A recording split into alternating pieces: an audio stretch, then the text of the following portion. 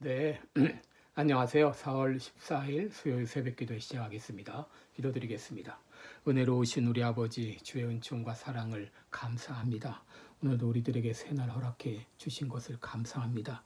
주님 앞에 영광 돌리는 하루가 되게 하시고 주님께서 나에게 주신 이 생명을 녹슬어서 늙어가는 것이 아니라 정말 닳아서 없어지는 나의 삶이 되게 하여 주옵소서. 오늘 한날도 주님 앞에 의탁하며 예수님의 이름으로 기도드리옵나이다. 아멘. 네, 찬송가 278장 부르겠습니다. 여러 해 동안 주 떠나 278장, 예전 찬송가는 336장입니다.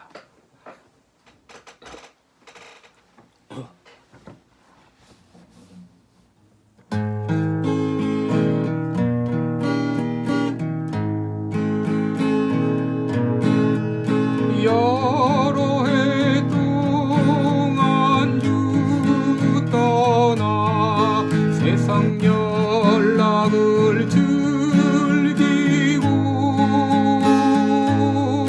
저 흉악한 죄에 빠져서 주 은혜를 잊었네. 오 사랑의 예수님, 내 마음을 고렵니다.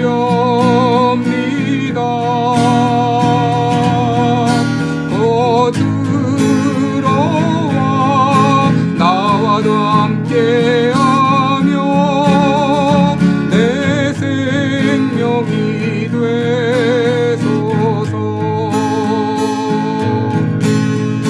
죄악의 죽을 인생은 심히 불쌍히 여기사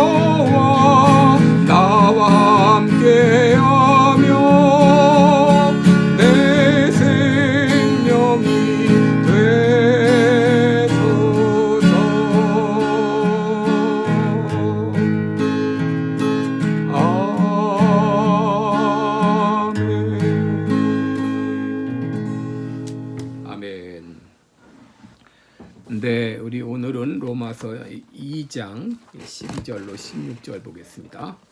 로마서 2장 12절로 16절까지 제가 봉독해 드리겠습니다. 무릇 율법 없이 범죄한 자는 또한 율법 없이 망하고 무릇 율법이 있고 범죄한 자는 율법으로 말미암아 심판을 받으리라.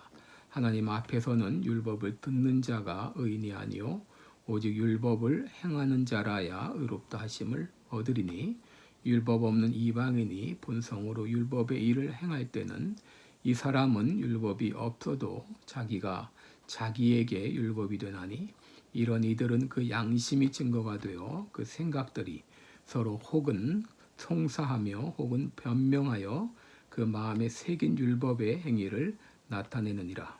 본데 복음에 이른 바와 같이 하나님이 예수 그리스도로 말미암아 사람들의 은밀한 것을 심판하시는 그날이라. 아멘. 네, 우리 오늘은 이 본문을 가지고 우리에게 희망은 없는가 이런 제목으로 함께 말씀을 나누겠습니다.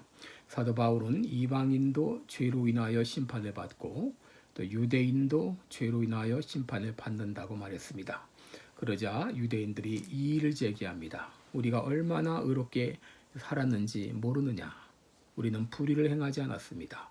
우리는 남의 것을 빼앗지 않았습니다. 우리는 정직했습니다.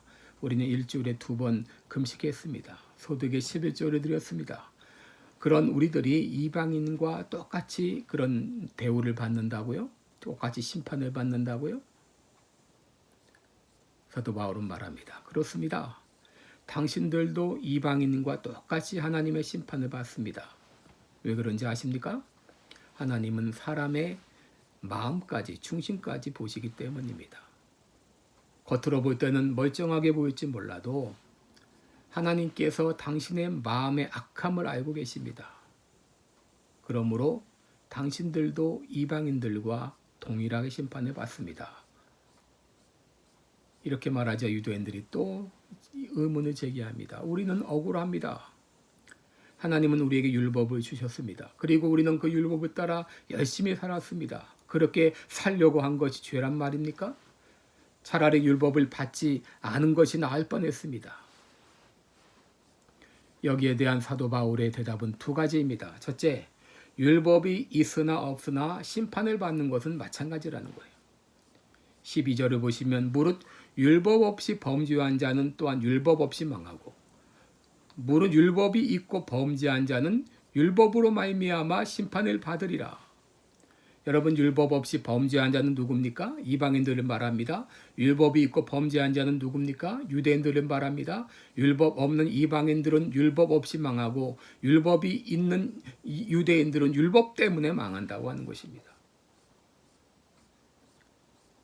그러면 이방인을 심판하시는 기준은 무엇이고 유대인을 심판하시는 기준은 무엇인가요? 여러분, 이방인들을 심판하는 기준은 양심입니다. 14절에 보시면 율법 없는 이방인이 본성으로 율법의 일을 행할 때는 이 사람은 율법이 없어도 자기가 자기에게 율법이 되나니 이런 일들은 그 양심이 증거가 되어 그 생각들이 서로 혹은 송사하며 혹은 변명하며 그 마음에 새긴 율법의 행위를 나타내느니라 그랬습니다. 여러분, 여기 본성이라고 하는 말은 피시스라는 말인데 이 말은 피오라는 말, 출생하다라는 말에서 파생된 단어입니다. 이것은 바로 출생 때부터 가지는 양심이나 도덕성을 말합니다. 여러분, 오늘날의 사회는 법이 매우 중요하죠. 그래서 법을 만들고 개정하는 국회의원들이 큰 권력을 가지게 되었습니다. 법정에 가면 법에 있는가 없는가, 법을 지켰는가, 법을 안 지켰는가가 문제가 됩니다. 그러나 하나님의 법정에서는 법 이전에 양심이 문제가 됩니다. 14절에 보면 자기가 자기에게 율법이 된다고 했습니다. 15절에 보면 그 양심이 증거가 되어 그 생각들이 서로 혹은 송사하며 혹은 변명하며 그 마음에 새긴 율법의 행위를 나타낸다고 했습니다.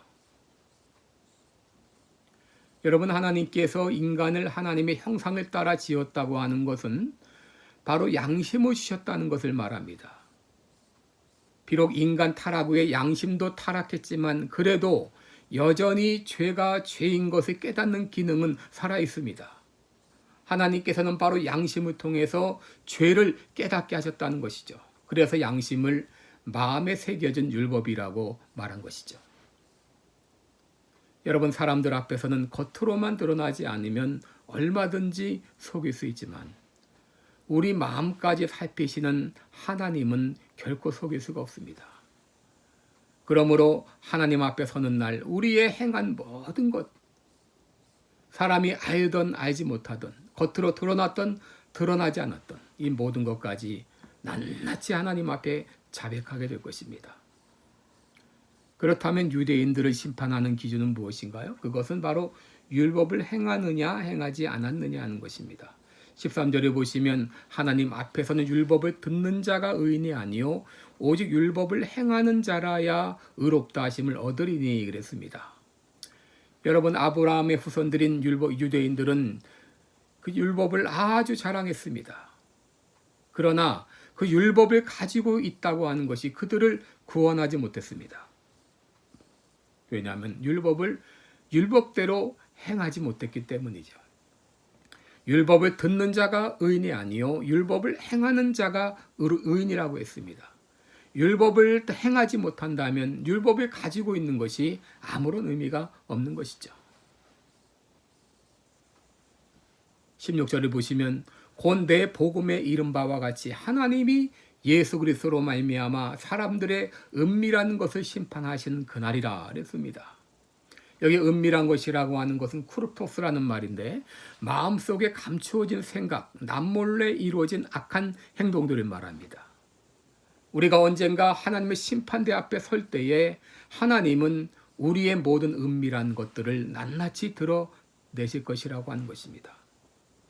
그때 나 그런 일 한 적 없습니다 했던 사람들도 마치 CCTV를 들이밀면 꼼짝 못하는 것처럼 하나님 앞에서는 자신이 지은 모든 죄를 사람들이 모르는 은밀한 죄까지 낱낱이 자백하게 될 것입니다.